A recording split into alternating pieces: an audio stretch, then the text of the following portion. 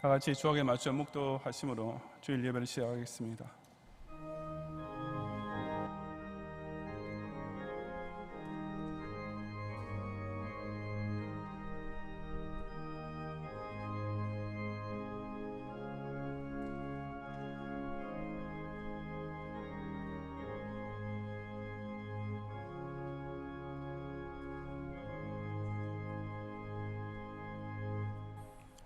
온 땅은 여호와를 두려워하며 세상의 모든 거민들은 그를 경외할지어다. 여호와께서 나라들의 계획을 피하시며 민족들의 사상을 무효하게 하시도다. 많은 군대로 구원 얻은 왕이 없으며 용사가 힘이 세어도 스스로 구원하지 못하는도다. 구원한 데 군만은 헛되며 군대가 많다 하여도 능히 구하지 못하는도다. 여호와는 그를 경외하는 자 곧 그 인자하심을 바라는 자를 살피사 그들의 영혼을 사망에서 건지시며 그들이 굶주릴 때 그들을 살리시는도다. 우리 영혼이 여호와를 바라며 그는 우리의 도움과 방패시로다. 아멘.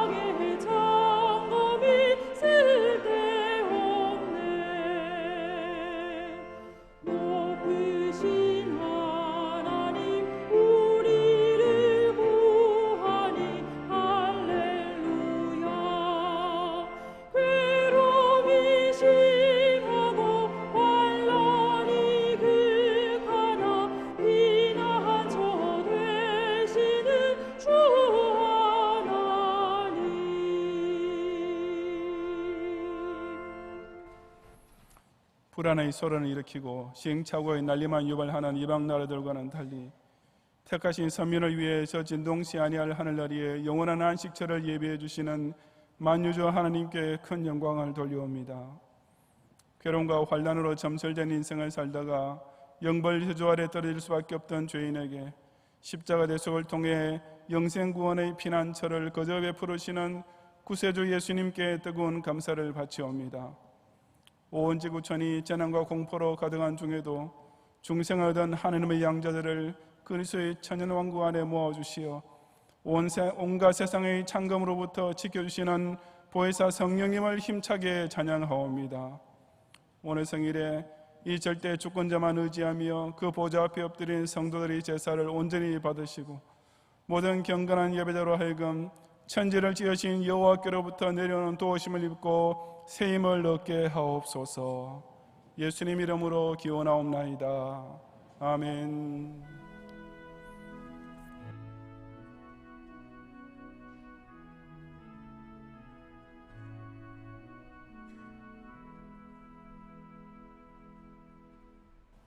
사도신경으로 신앙 고백하겠습니다. 전능하사 천지를 만드신 하나님 아버지를 내가 믿사오며 그 외아들 우리 주 예수 그리스도를 믿사오니 이는 성령으로 잉태하사 동정녀 마리아에게 나시고 본디오 빌라도에게 고난을 받으사 십자가에 못 박혀 죽으시고 장사한 지 사흘 만에 죽은 자 가운데서 다시 살아나시며 하늘에 오르사 전능하신 하나님 우편에 앉아 계시다가 저리로서 산자와 죽은 자를 심판하러 오시리라. 성령을 믿사오며 거룩한 공회와 성도가 서로 교통하는 것과 죄를 사하여 주시는 것과 몸이 다시 사는 것과 영원히 사는 것을 믿사옵나이다. 아멘.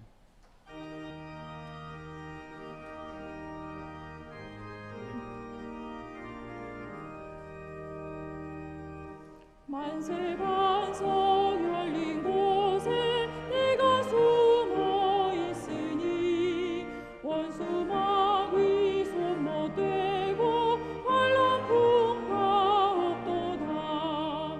만세 반석 열린 곳에 내가 편히 쉬리니 나의 반석 구주 예수 나를 숨겨 주소서.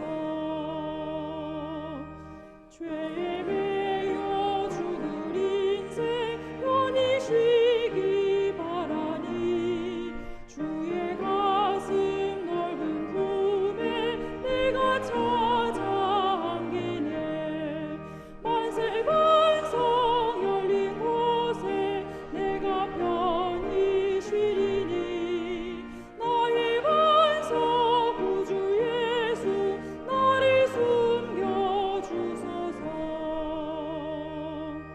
이 땅 위에 평화롭고 기쁜 일을 몰라도 주 예수의 참 사랑을 내가 이제 알았네. 만세 반석 열린 곳에 내가 편히 쉬리니 나의 반석 구주 예수 나를 숨겨 주소서. 험한 풍파 지나도록 순풍으로 도우사 평화로운 피난처에 길이 살게 하소서. 만세 반석 열린 곳에 내가 편히 쉬리니 나의 반석 구주 예수 나를 숨겨 주소서.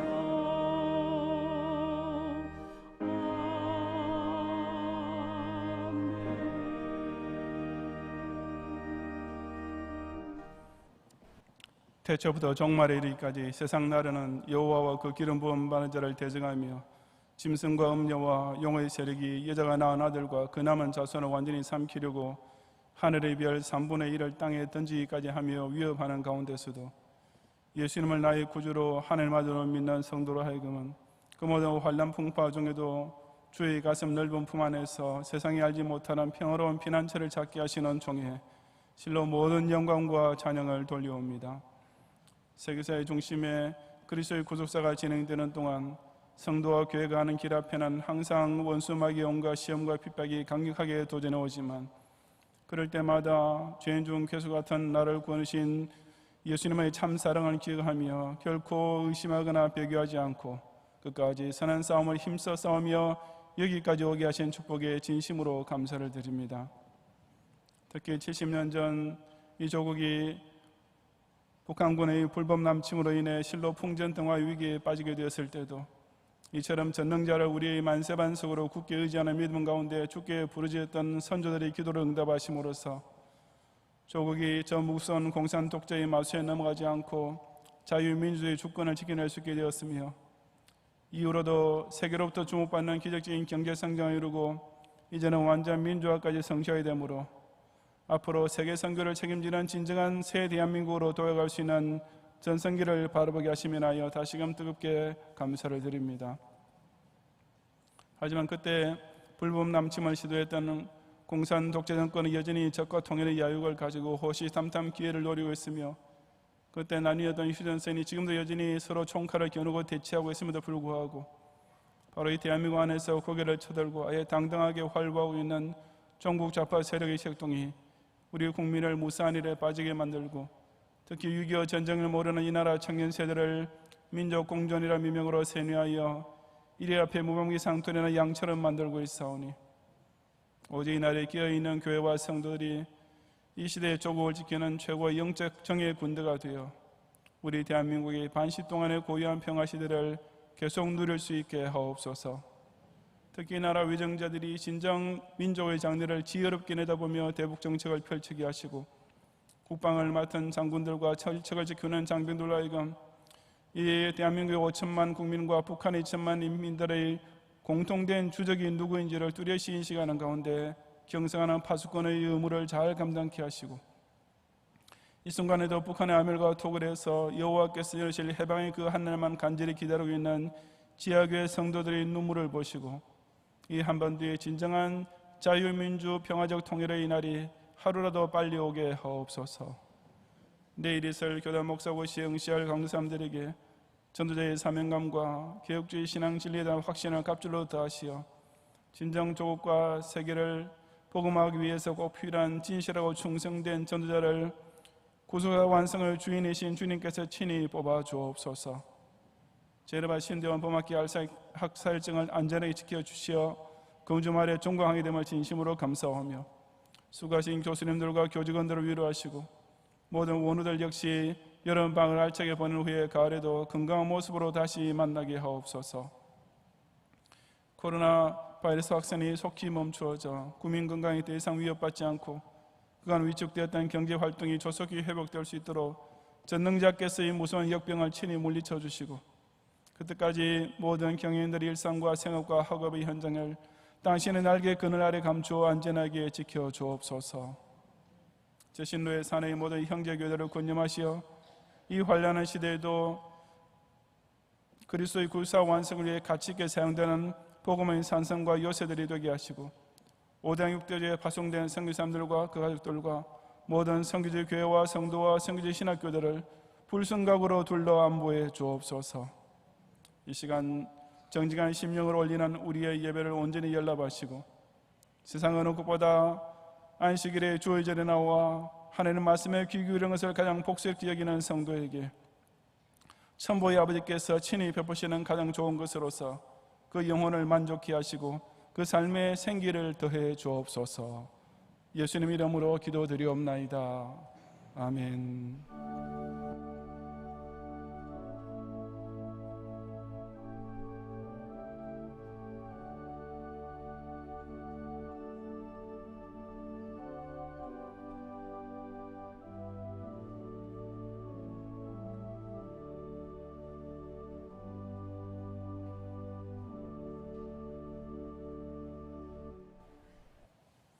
성경 말씀 누가복음 20장과 요한복음 18장의 본문 중에서 이 시간 요한복음 18장 36절을 제가 봉독하겠습니다. 예수께서 대답하시되 내 나라는 이 세상에 속한 것이 아니니라. 만일 내 나라가 이 세상에 속한 것이었더라면 내 종들이 싸워 나로 유대인들에게 넘겨지지 않게 하였으리라. 이제 내 나라는 여기에 속한 것이 아니니라. 아멘.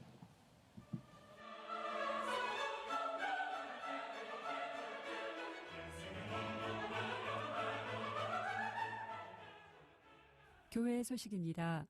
우리 교회는 코로나19 대응 조치를 지난주와 동일 수준으로 유지하고 있습니다. 공예배는 예배당 예배로 드리며 주일 학교는 계속해서 인터넷 예배로 드립니다. 각종 모임과 행사는 계속 중단하며 예배 시간 외에 교회 출입과 각종 시설 이용이 불가한 점 양해 바랍니다. 성도님들께서는 계속해서 개인 위생 수칙을 준수해 주시고 출입문 검역, 교구별 착석, 좌석 간 거리 두기 등 교회의 방역 조치에 적극 협조해 주시며 예배 중에도 마스크를 꼭 착용해 주시고 반드시 코와 입이 보이지 않도록 마스크 착용 기본 수칙을 지켜주시기 바랍니다. 성도님들 가운데 전염병 확진자와 동선이 겹치시거나 발열, 호흡기 증상 또는 기저질환이 있으신 성도님들은 인터넷 예배로 드려주시길 부탁드립니다. 예배 후에는 바로 귀가 부탁드리며 내부가 매우 혼잡하오니 제1성전에서 예배를 드리신 분들은 1층 출입문 및 야외 통로 이용을 부탁드립니다. 장례 소식입니다. 양천교구 최현숙 집사, 가양교구 최현경 집사님의 모친 고 김호순 권사님께서 지난 15일 소천하시어 본 교회에서 진행하는 장례로 은혜 가운데 일정을 마쳤습니다. 김포교구 박영자 권사님의 부군이신 고 윤용권 집사님께서 지난 16일 소천하시어 본 교회에서 진행하는 장례로 은혜 가운데 일정을 마쳤습니다. 6.25 전쟁 제70주년 기념 전쟁 참전용사 성도에게 감사 선물 증정이 오늘 낮 3부 예배 중에 있겠습니다. 주일학교 예배는 계속해서 주일 오전 9시에 인터넷 예배로 드리며 교회 홈페이지와 유튜브를 통해 다시 보실 수 있습니다. 오늘 밤 예배는 경향선교회 헌신 예배로 드리겠습니다. 설교는 제네바 신학대학원 교수이신 정현철 목사님께서 하시겠습니다. 금주 수요밤 예배는 제31에서 33 여전도회 헌신 예배로 드리겠습니다. 제1성전에서 드리며 설교는 장지성 목사님께서 하시겠습니다. 인터넷 예배로 드리고 계신 성도님들 가운데 헌금을 드리고자 하시는 분들은 온라인 헌금 방법을 이용 바라며 주중에 담당 교육자에게 전달해 주시거나 예배당 예배 시 모아서 헌금해 주셔도 됩니다. 다음 주일 낮에는 6월 정기 당회가 있으며 밤에는 전국 SFC 헌신 예배로 드리겠습니다. 교단 소식입니다. 교단 목사고시가 금주 월요일 오전 10시에 본교회 교육관 5층에서 있겠습니다. 제네바 신학대학원 제1학기 종강감사 예배가 금주 금요일 오전 11시에 제네바 신학대학원에서 있겠습니다. 예배와 모임 등의 완전한 정상화를 위해 계속해서 기도 부탁드리며 교회 문자와 홈페이지 등으로 전달되는 공지사항을 잘 확인해 주시기 바랍니다. 감사합니다.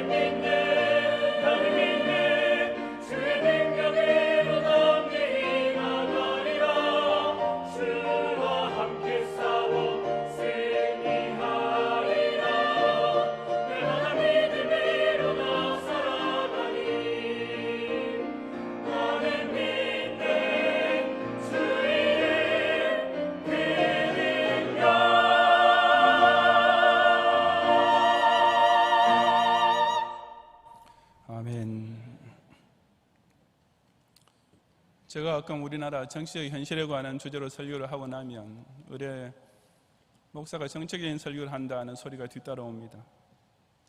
그런 비판에 대해 저는 두 가지 대답을 들려주고 싶습니다. 첫째로 저는 정치적인 설교가 아니라 어디까지나 기독신자의 국가관에 대한 설교를 했을 뿐입니다. 진짜 정치적 설교란 특정 후보나 정당을 대놓고 지지하는 것인데 제가 단 한 번이라도 그런 말을 강단에서 한 적이 있습니까? 둘째로 그런 비판은 국교분리라는 원칙을 정교분리라는 잘못된 용어와 혼동하는 무지에서 나온 것입니다. 개혁주의 신학의 국가 간에 있어서 기본이 되는 국교분리란 어디까지나 국가와 교회의 분리를 가리키는 말이지 정치와 종교의 분리를 뜻하지는 않습니다. 실제로 구약의 선지자들은 남북조 분열 시대나 아수르 제국 및 바빌론 제국의 침공을 받던 시기에 그 정치적 난국을 극복할 수 있는 바른 국가 간에 대한 예언을 소리 높여 외쳤고 사실 대부분의 선지서들이 다 그런 내용입니다. 신약에서도 로마 제국이 기독교를 용인해 주던 시기에는 사도 바울이 각 사람은 위에 있는 권세들에게 복종하라고 했지만 반면에 로마 제국이 기독교를 박해하기 시작할 무렵에 사도 요한은 너는 장차 받을 고난을 두려워하지 말라. 볼지어다 마귀가 장차 너희 가운데서 몇 사람을 오게 던져 시험을 받게 하리니 라고 로마 제국 권력자들을 마귀라고 정죄하면서 신자로 하여금 순교의 각오를 다지게 했습니다. 국가와 교회는 각기 하나님께서 정해주신 고유의 영역을 서로 존중하면서 철저히 분리되어야 하지만 정치와 신앙생활은 결코 분리될 수 없고 현실적으로 밀접한 상관관계에 있는 것입니다. 무엇보다 우리 예수님께서도 이 주제에 대해 아주 명백한 교훈을 남겨주셨습니다.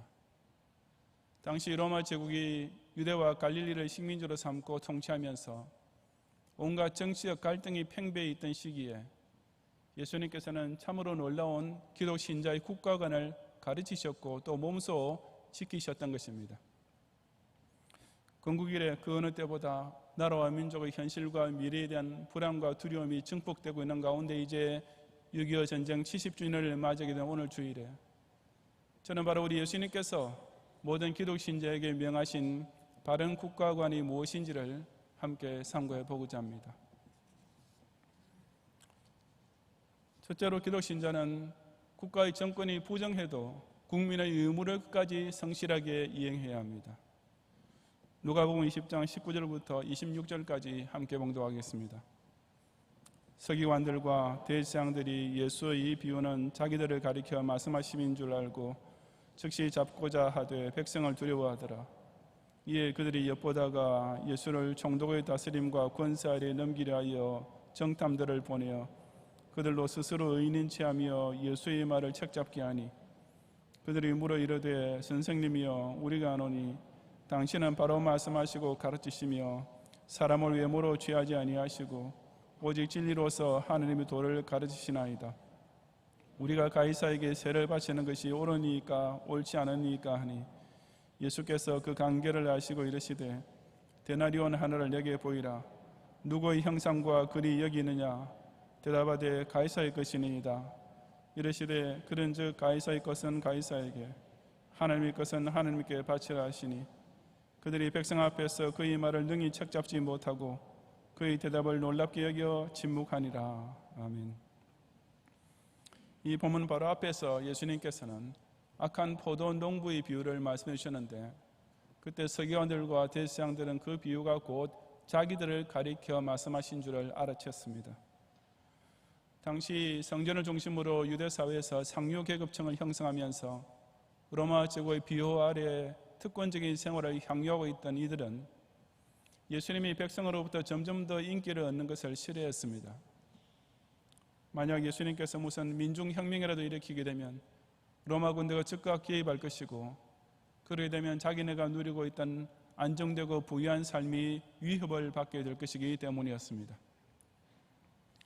하지만 이들은 백성을 두려워했기 때문에 예수님을 당장 체포하지는 못했습니다. 그 대신 그들은 노련한 정치꾼들답게 예수님을 총독의 다스림과 권세 아래에 넘기려고 즉 로마의 법에 걸려들도록 만들기 위해 고무술수를 동원했습니다. 그래서 정탐, 즉 자기네 앞잡이들을 예수님께 보내어 스스로 의인인 체하며 무슨 진리를 탐구하기 위한 선한 의도에서 찾아온 척하면서 예수님 입에서 나오는 말씀을 책잡으려 했던 것입니다. 우선 그들은 질문하기에 앞서 예수님을 가리켜 바른 말씀만 하시고 사람을 겉으로만 보지 않으시고 오직 진리로서 하나님의 도를 가르치는 분이시라는 등 온갖 침발린 칭찬들을 다 동원했습니다. 그리고는 자기네가 원래 준비해왔던 진짜 질문, 우리가 가이사에게 세를 바치는 것이 옳습니까? 옳지 않습니까? 라는 올무의 질문을 예수님께 던졌습니다. 가이사란 당시 로마 황제를 가리키는 칭호였으며 세는 그 로마 제국 산에 있는 모든 피정복민에게 부과되었던 인두세를 가리킵니다. 그리고 옳으니까라는 말은 로마 법을 따져서 하는 질문이 아니라 율법에 비춰볼 때 옳은 일입니까? 라는 의미였습니다. 세금을 내는 것이 개인적으로 좋든지 싫든지 간에 로마 법을 따져서 말할 때는 그것이 필수 의무라는 것은 누구에게도 뻔한 사실이었습니다. 그래서 이 서기관과 대제사장의 앞잡이들은 그 납세가 유대인의 율법을 따라서 따져볼 때 합법적인가 아닌가라고 매우 교묘하게 물어왔던 것입니다. 이것은 그 질문 자체가 이미 어느 쪽으로도 대답할 수 없는 딜레마를 함축하고 있었습니다. 만약 예수님께서 옳다라고 대답하시면 당시 로마 제국에 세금을 내는 것을 죽기보다 싫어하며 혐오하고 있던 유대인들이 당장 예수님을 돌로 치려고 들고 일어날 것이었습니다. 하지만 예수님께서 옳지 않다라고 대답하시면 그것은 곧 로마 법과 로마 황제의 권위에 정면으로 도전하는 반역 행위가 되며 결과적으로 원래 그들이 의도했던 대로 예수님을 로마 총독의 권세 아래 넘길 수 있었습니다. 하지만 그런 관계를 다 알고 계신 예수님께서는 데나리온 하나를 가져오도록 명하셨습니다.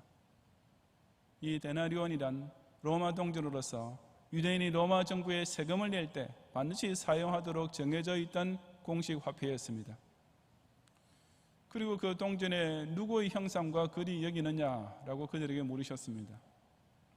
물론 거기에는 당시 로마 황제였던 가이사 디베리오의 초상과 함께 앞면에는 존엄한 신의 아들 티베리우스 가이사 아우구스도라는 글이, 그리고 뒷면에는 최고의 대사제라는 글이 새겨져 있었습니다. 그래서 그들이 가이사의 것이니이다 라고 대답하자 예수님께서는 그런즉 가이사의 것은 가이사에게, 하나님의 것은 하나님께 바치라고 대답해 주셨던 것입니다.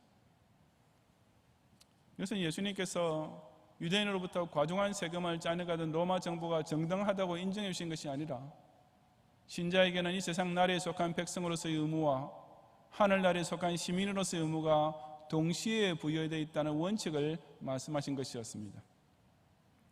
당시 어쨌든 유대인으로 하여금 종교의 자유를 누리도록 허용하고 있던 로마 정부의 관할 아래에 있는 한, 그리고 그 정부의 법과 권력의 보호 아래에서 사회생활을 영위하고 있는 한 국민으로서의 기본 의무는 지켜야 한다는 말씀이었습니다.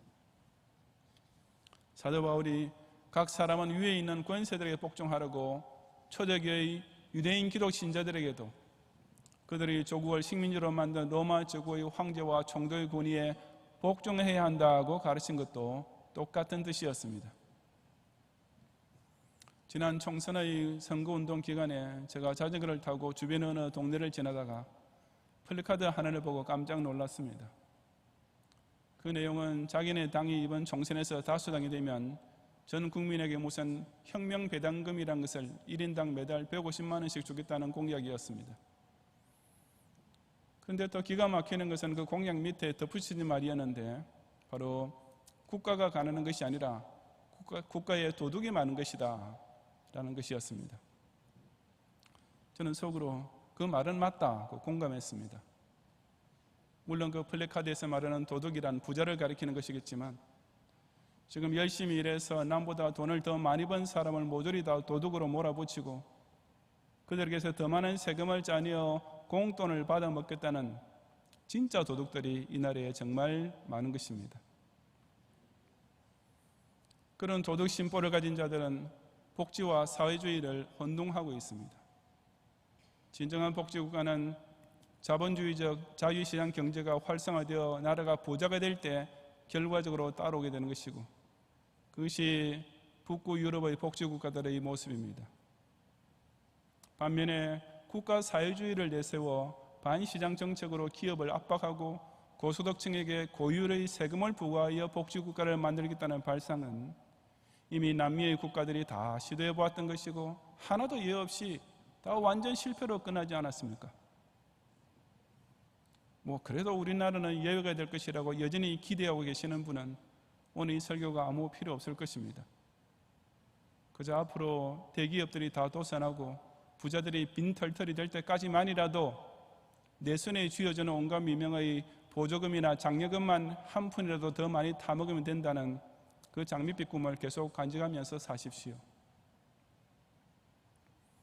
오직 폭탄 세금이 놀고 먹는 청년들의 유흥비로 흘러나가고 코로나 바이러스 19 때문에 설상가상격으로 회사 운영이 더 어려워지는 판에 오히려 무슨 해고 금지법이라는 것을 만들려고 하고 재벌은 그 자체로 무슨 범죄자나 되는 양 매도되는 이 나라의 현실을 개탄하면서도 어떻게든 살아보겠다고 예수 동안 열심히 땀 흘리고 있는 기독 신자에게만 이 예수님 말씀이 의미가 있습니다.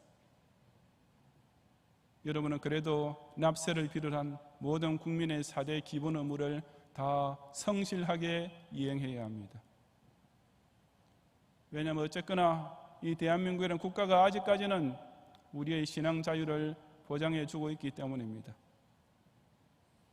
유대인을 착취하던 로마 제국에 대해서도 세금을 바치는 것이 옳다고 가르친 예수님의 가르침을 따라 비록 이 나라 안에 온갖 부정이 판을 치고 있다 해도 그 누구보다 더욱 국민의 의무를 신실하게 이행하는 성도들이 되시기를 바랍니다. 둘째로 기독신자는 국가의 정권이 핍박을 가할 때 천국 시민권을 더욱 소중하게 간직해야 합니다. 요한복음 18장 33절부터 38절까지 함께 봉독하겠습니다. 이에 빌라도가 다시 관정에 들어가 예수를 불러 이르되 내가 유대인의 왕이냐? 예수께서 대답하시되 이는 내가 스스로 하는 말이냐? 다른 사람들이 나에 대하여 내게 한 말이냐? 빌라도가 대답하되 내가 유대인이냐? 내 나라 사람과 대제사장들이 너를 내게 넘겼으니 내가 무엇을 하였느냐? 예수께서 대답하시되 내 나라는 이 세상에 속한 것이 아니니라. 만일 내 나라가 이 세상에 속한 것이었더라면 내 종들이 싸워 나로 유대인들에게 넘기지 않게 하였으리라. 이제 내 나라는 여기에 속한 것이 아니니라. 빌라도가 이르되 그러면 내가 왕이 아니냐? 예수께서 대답하시되 내 말과 같이 내가 왕이니라. 내가 이를 위하여 태어났으며 이를 위하여 세상에 왔나니 곧 진리에 대하여 증언하려 함이로라. 무릇 진리에 속한 자는 내 음성을 듣느니라 하신대 빌라도가 이르되 진리가 무엇이냐 하더라. 이 말하고 다시 유대인들에게 나가서 이르되 나는 그에게서 아무 죄도 찾지 못하였노라. 아멘.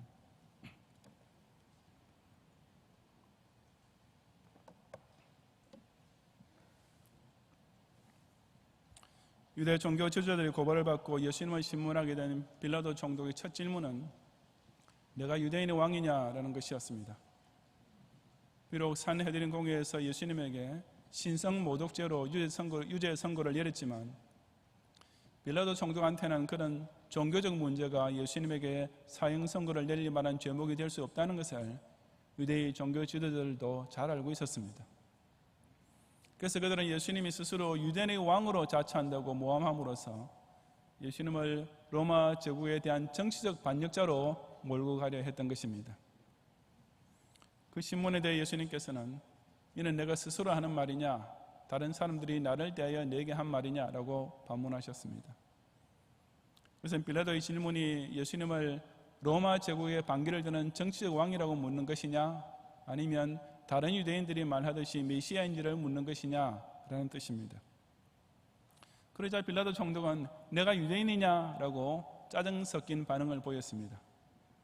즉 내가 유대인들이 말하는 메시아라는 것을 알게 뭐냐라는 뜻으로서 자신은 오로지 예수님이 로마 제국에 반역하는 왕인지 아닌지에만 관심이 있을 뿐이라고 했던 것입니다.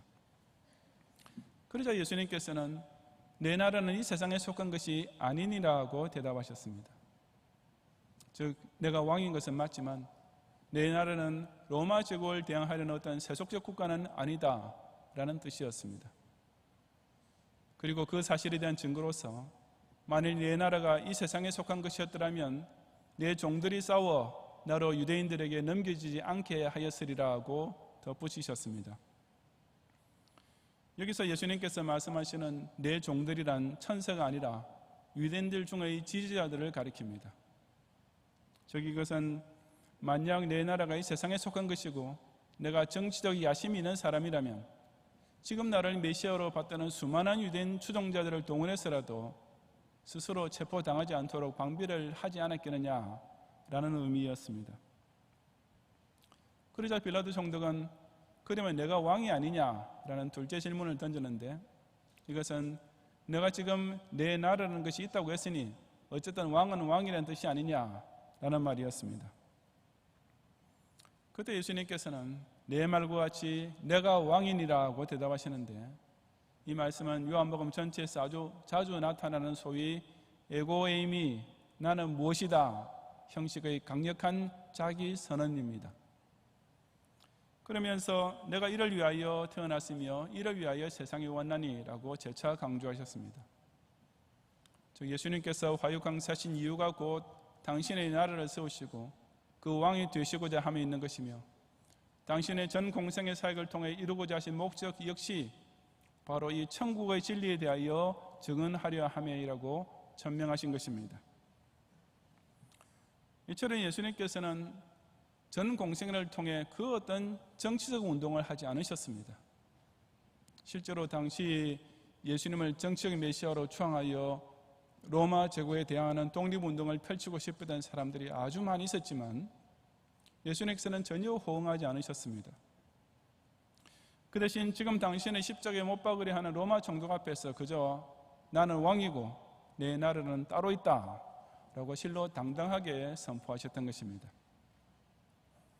빌라도는 이런 예수님의 선언에 대해 진리가 무엇이냐라고 마지막 질문을 던졌는데, 그것은 어떤 대답을 기다린 말이 아니라 그저 예수님을 비꼬는 말이었습니다. 즉 적어도 로마 제국이나 자신의 총독 자리에는 아무 위협이 되지 않을 존재인 줄로 확인된 상황에서 이 예수라는 사람이 자기 스스로 무슨 진리의 왕이니 어쩌니 하니까 도대체 내가 말하는 진리란 게 뭐냐 하고 코웃음을 쳤던 것입니다. 하지만 그런 빌라도 총독과는 달리 무릇 진리에 속한 자는 그 예수님의 의미심장한 새 나라의 건국 선포를 듣게 됩니다. 그들은 혈통적 이스라엘인임을 자랑하는 유대인도 아니고 당대 세계적 제국을 이루고 있던 로마의 시민권자도 아니었습니다.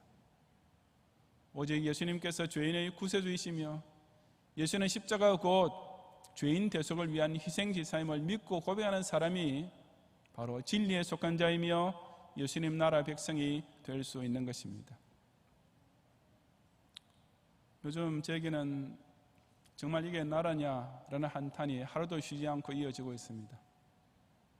전 세계 어느 나라에도 없고 어느 경제학자도 말한 적이 없는 소득주도 성장 정책이라는 것을 고집스럽게 밀어붙이는 바람에 좀 못 살게 되는 것은 괜찮습니다. 현 정부에 대해 비판하는 언론은 무조건 가짜 뉴스로 몰아붙이면서 이 나라의 모든 우파를 아예 싹쓸이 해버리겠다는 것도 이제는 뭐 어쩔 수 있나 하고 체념할 경지에 도달했습니다. 하지만 저 최악의 북한 독재자 앞에 굽실거리고 그 여동생인가 하는 사람에게서 온갖 욕바가지를 들으면서도 끽소리 하나 못 내는 것은 정말 해도 해도 너무하지 않습니까? 70년 전 민족 상전을 일으킨 원흉이고 지금도 원자폭탄으로 우리를 위협하고 있으며 이제는 연락사무소까지 폭파시키고 있는 이런 국제적 조폭한테 여전히 대화의 창구 유지니 금강산 관광 재개니 한 번도 종정선언이 하고 있으니 이게 무슨 애 장난입니까? 코미디입니까? 최근에 김연정이나 무슨 옥류관 주방장이라는 자가 우리나라 대통령에게 내뱉고 있는 막말 중에 단 한마디라도 만약 미국에서 나왔다고 상상해 보십시오. 아마 온 국민이 촛불을 들고 당장 미국과 국교 단절하겠다고, 아니 전쟁까지 불사하겠다고 난리를 쳤을 것입니다. 그런데 지금 아예 휴전선의 군사력을 증강시키고 있는 북한을 향해서는 좀 더 인내해야 한다고요.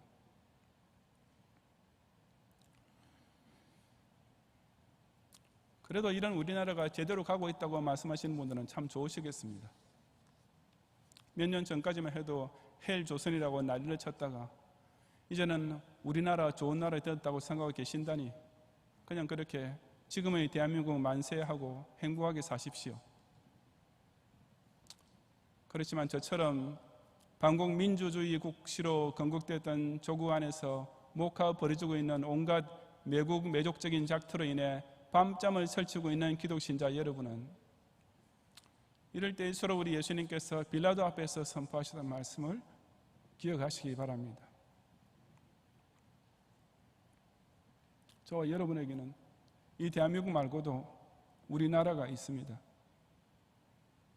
바로 예수님께서 우리의 왕이 되시고 예수님께서 우리의 금세뿐 아니라 내세까지 영원히 다스리고 계시는 천국입니다. 이 예수님 나라에 속한 백성은 앞으로도 침략군에 대해서는 조국을 지키는 싸움에 당연히 앞장서겠지만 그 어떤 경우에도 반정부 운동은 하지 않습니다. 부정부패를 옹호해서가 아니라 예수님께서도 당신을 박해하는 로마 정권을 향해 그 어떤 물리적 한거를 하지 않으셨기 때문입니다.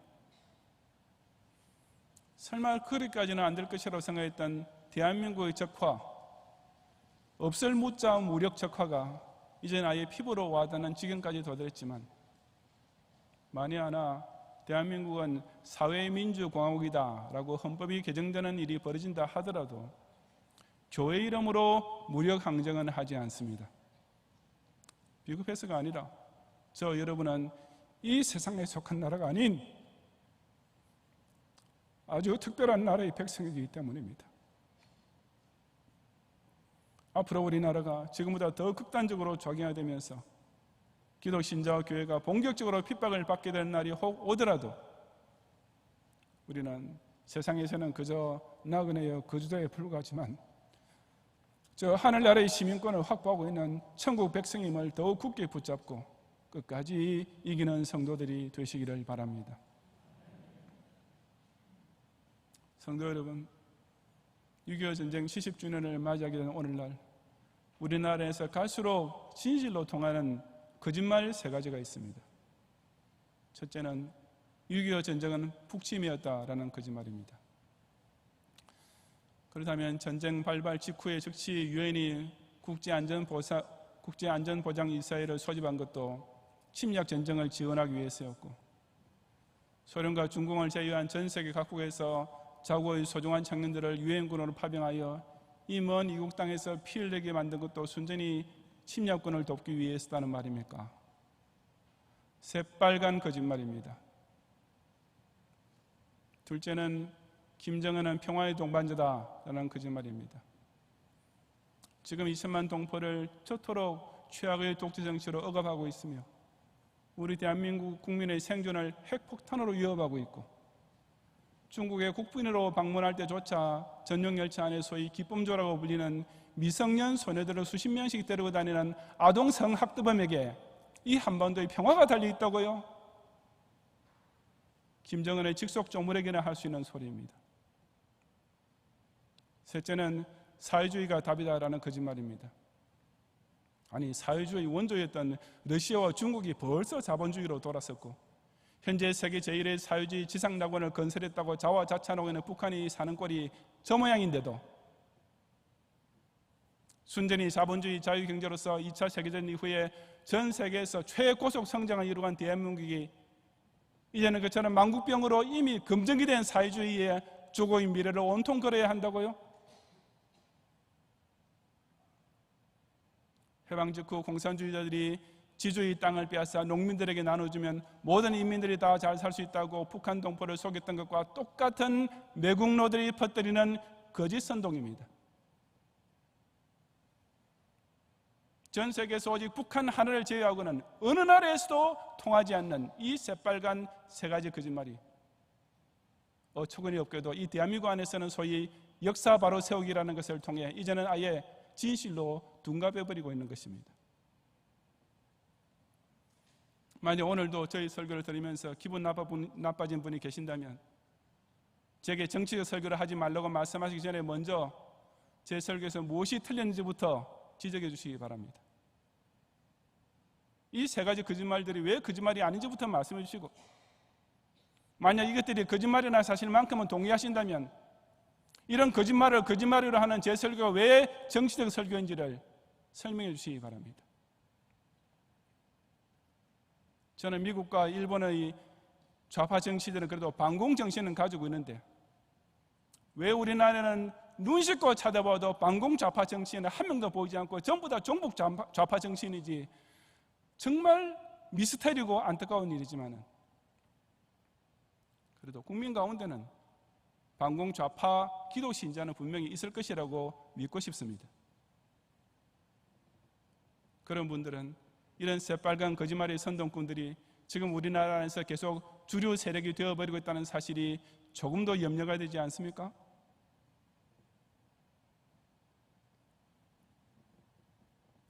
오늘 주일 우리 경양교회에서나마 11명의 6.25 참전 용사 성도들에게 조그만 감사의 시간을 가지려 합니다.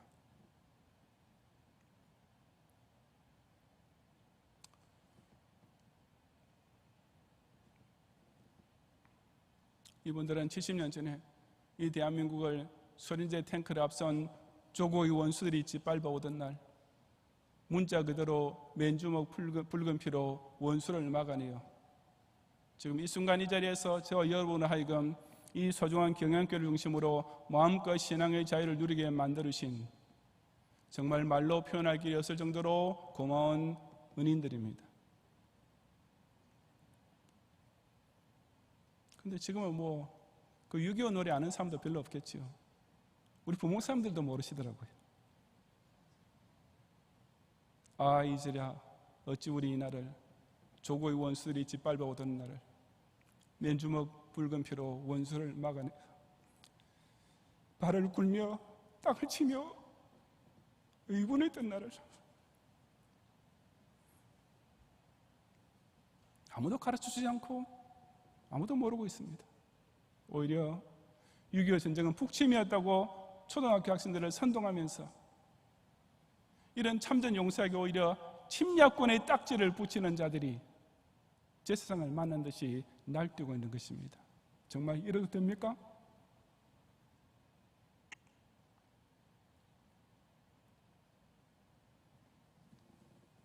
끝도 없는 내로남불식의 적폐청산으로 이 나라의 법치와 상식이 다 사라지는 건 좋습니다. 하지만 6.25가 북침이었다고 거짓말을 하지는 마십시오. 대한민국 경제가 다 말아먹고 파업과 저성장의 끝없는 악순환에 빠진 남미국가 수준으로 같이 떨어지는 것도 좋습니다. 하지만 조국을 북한과 함께 세계 최악의 간염병이 사회주의 연방통일국가로 만드는 것은 그야말로 역사의 반역자로 남게 될 일입니다. 과거의 광우병 보도에 대해서는 조작성은 인정되지만 의도성은 없다고 판단되는 기상천외한 대법원 판결이 내리고, 세월호 사고 때 해경이 민간인의 구조 작업을 방해한다고 허위 사실을 유포한 자에 대해서는 정부에 대해서 비판할 권리를 보장해 줘야 한다고 무죄 방면했다가, 지금은 위안부 할머니들 덩쳐먹은 국회의원을 비판한 사람까지 오히려 친일파라고 몰아세우는 가히 천재적인 억지 궤변도 다 좋습니다. 하지만 70년 전 오늘날 우리 대한민국을 저 북한의 공산군으로부터 지키는 모든 국군 장병들과 유엔군들과, 그리고 지금 이 자리에 앉아있는 우리 경양교회 11명의 참전 용사들을 침략군이라고 매도하는 것은 정말이지 사람의 탈을 쓰고 할 짓이 못되지 않습니까?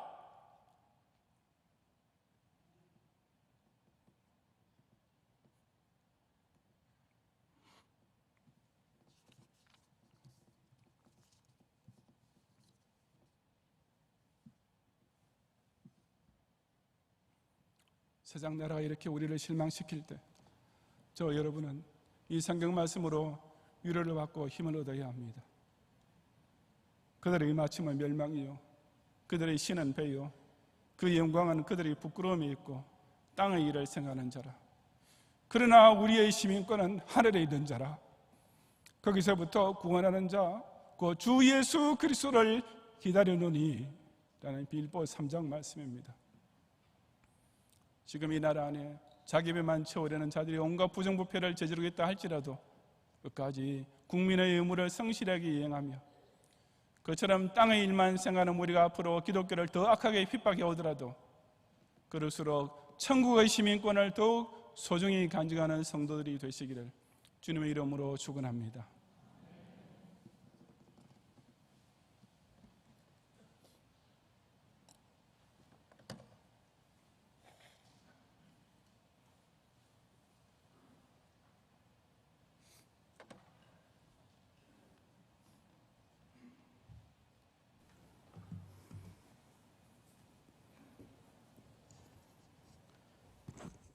지금부터 6.25 전쟁 제70주년 기념 전쟁 참전용사 성도들 감사 선물 전달식을 진행하도록 하겠습니다. 본교회 등록 성도님들 가운데 6.25 전쟁에 참전하신 국가 유공자분들을 대상으로 교회와 남녀전도회 연합회, 집사회, 건사회, 청년회에서 선물을 준비하였습니다. 교회를 대표해 담임 목사님께서 선물 증정하겠습니다. 참전용사 성도님들께서는 등단해 주시기 바랍니다.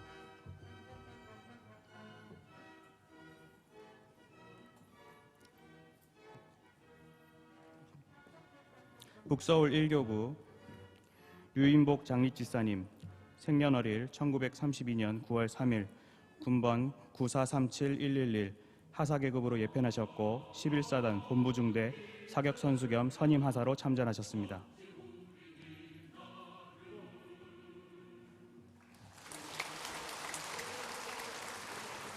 마곡 2교구 이철식 집사님, 생년월일 1932년 8월 22일, 군번 9532704 1등병으로 예편하셨고 19세 당시 징병되시어 전쟁 중에는 상주 기갑학교에 배치되셨습니다.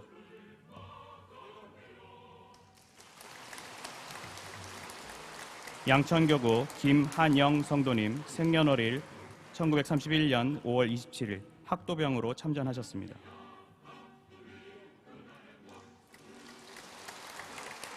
가양교구 오동근 성도님, 생년월일 1930년 11월 17일 군번 690008호 상사로 예편하셨고 육군본부 군악대로 참전하셨습니다.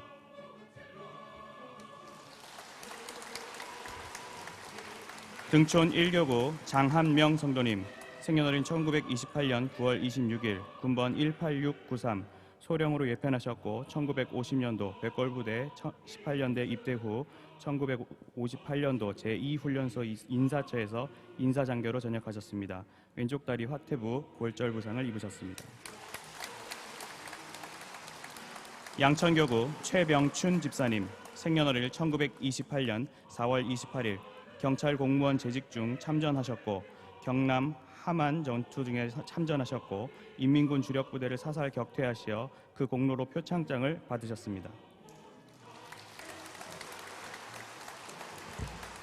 김동은 성도님, 생년월일 1927년 3월 17일 보훈번호 31-166568 1등 중사로 예편하셨고 동부전선 진부령 21사단 65연대 2중화기 중대본부 소속으로 참전하셨습니다.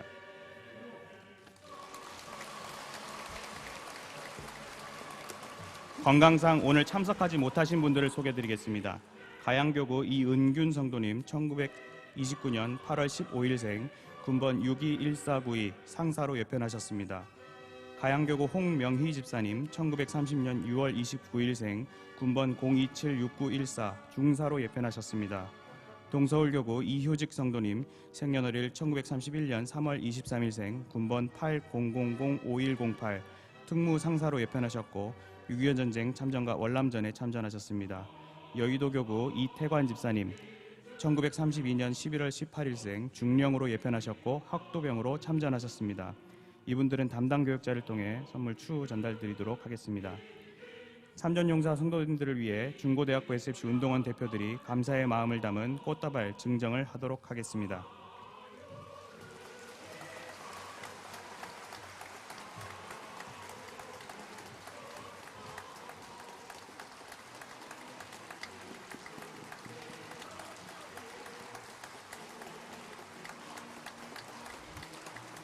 이어서 사진 촬영 잠시 진행하겠습니다.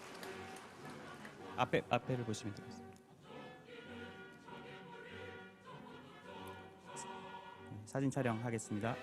여기 계신 분들 오늘도 이렇게 고등역 불편해서 네 분이나 못 나오시는데 앞으로 75년 주년 5년 후에는 정말 여기서 얼마나 남을지 몇 분 남을지도 모릅니다. 어쩌면 우리가 이렇게 감사의 인사를 주시는 마지막 기회가 될지도 모릅니다.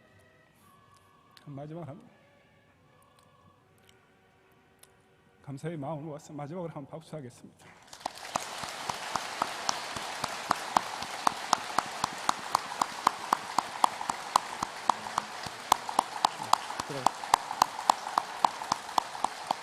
네, 예, 들어가셔도 됩니다. 참정 감사합니다. 이상으로 6.25 전쟁 제70주년 기념 전쟁 참전용사 성도 감사 선물 전달식을 마치도록 하겠습니다.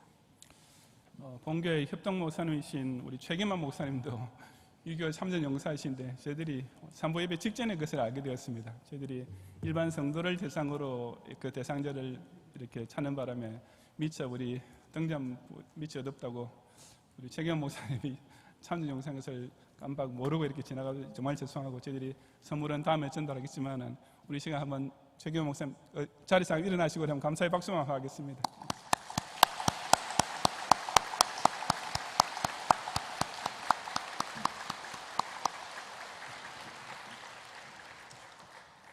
자, 우리 예물을 드리겠습니다.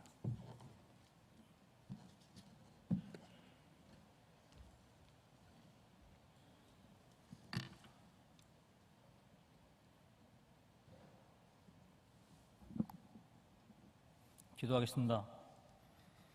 자비로우신 하나님 감사합니다. 오늘도 경양의 성도들이 주님의 날을 허락하시어 하나님을 예배하는 복을 누리게 하시니 감사드립니다. 온 마음과 정성을 다하여 주님을 찬양하고 담임 목사님을 통하여 주시는 진리의 말씀으로 저희 영혼을 소생케 하여 주니 감사드립니다. 예배를 통하여 언제나 주님의 자녀된 권세를 누리게 하시고 영혼이 잘되어 범사가 강력히 되는 복을 누리게 하여 주시옵소서. 이 시간 주님께 예배하며 예물을 드립니다. 11조와 감사와 각종 헌금을 드립니다. 경영의 성도들이 드린 예물이 힘을 다하고 수고와 땀에 결실이 배어있는 예물이 되어길 원합니다. 순종과 믿음, 희생과 헌신이 묻어있는 예물이 되길 원합니다. 이 예물을 기쁘게 받으시고 호명하여 주시옵고 이 예물이 쓰이는 곳에 하나님 영광만 나타나게 하옵소서. 예수님의 이름으로 기도합니다. 아멘.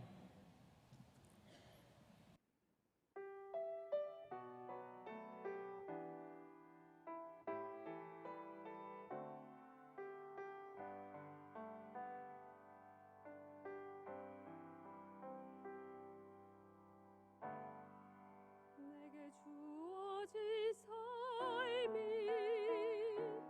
한없이 버거워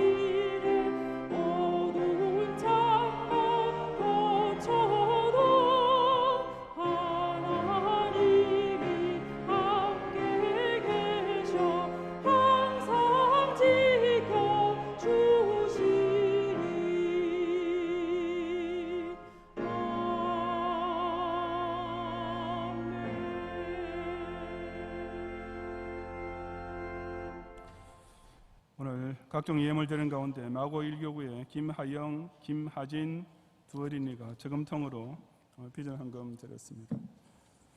우리 오늘 우리 감사 인사를 받으셨던 우리 참전용사이신 우리 최병춘 집사님께서 나를 위해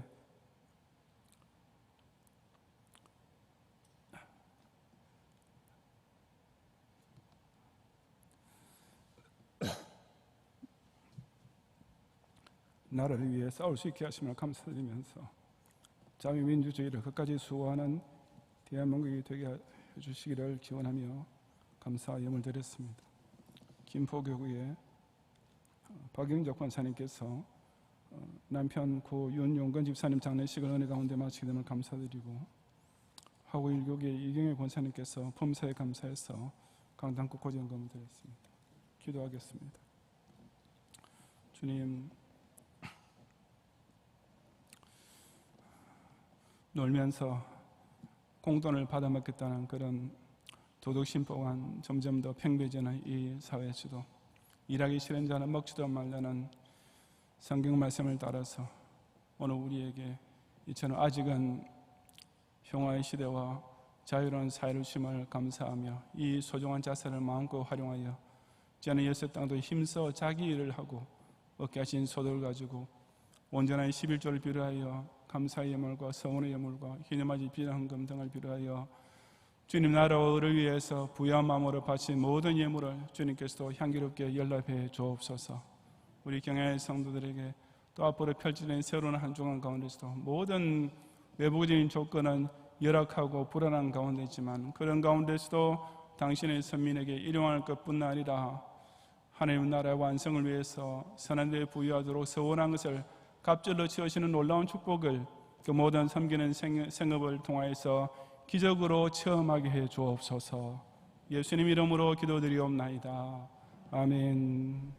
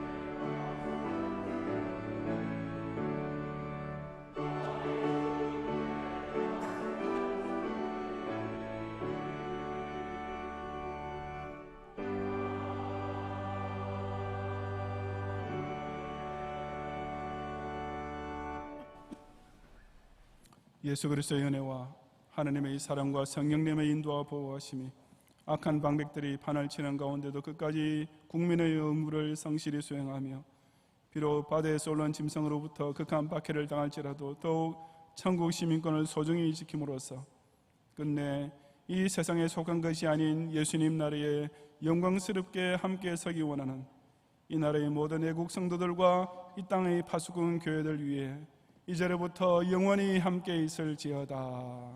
아멘.